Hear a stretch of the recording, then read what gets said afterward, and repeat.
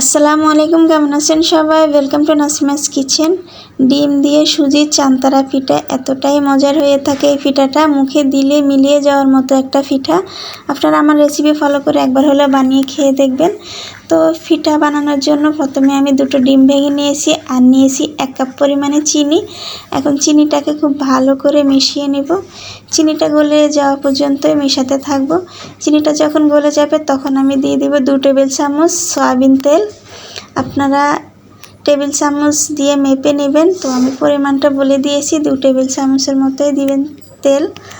তো এখন দিয়ে দিব 1/2 কাপ পরিমাণে ময়দা আর 1 কাপ দিব সুজি, 1/2 চা চামচ দিব বেকিং সোডা।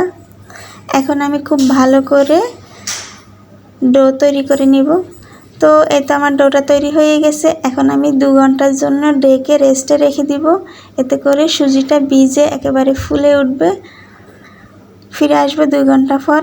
তো এই তো ফিরে আসলাম 2 ঘন্টা পর। এখন আমি ডোটাকে খুব ভালো করে আবারও মেখে নিব। মাখানো হয়ে গেলে আমি একটা রুটি বানিয়ে নিব। রুটিটা একেবারে মোটা আবার একেবারে পাতলা করেও বেলবো না। আপনারা দেখে বুঝতে পারবেন যে আমি কতটা মোটা এবং পাতলা করে বেলে নিয়েছি। রুটিটা বেলা হয়ে গেলে আমি একটা স্টিলের গ্লাস দিয়ে ডিজাইন করে কেটে নিব।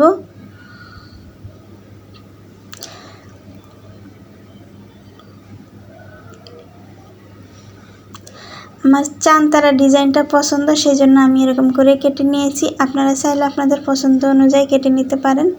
তো চুলায় একটা হাঁড়ি বসিয়ে তেল গরম হওয়ার জন্য রেখে দিয়েছিলাম।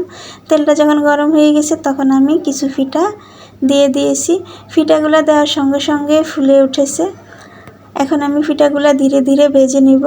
চুলার আঁচটা এই সময় মিডিয়াম টু লোতে রেখে পিঠাগুলো ভাজতে হবে,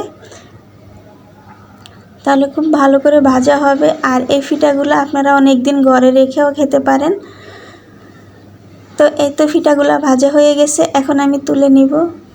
আপনারা এভাবে বাসায় একবার হলো বানিয়ে খাবেন আর আমাকে কমেন্টে জানাবেন কেমন হয়েছে। ভিডিওটা ভালো লাগলে অবশ্যই একটা লাইক কমেন্ট শেয়ার করে দিবেন। আর যারা আমার চ্যানেলটি এখনও সাবস্ক্রাইব করেন নাই, প্লিজ আমার চ্যানেলটি সাবস্ক্রাইব করে ফলো দিয়ে আমার পাশে থাকবেন। আল্লাহ হাফেজ।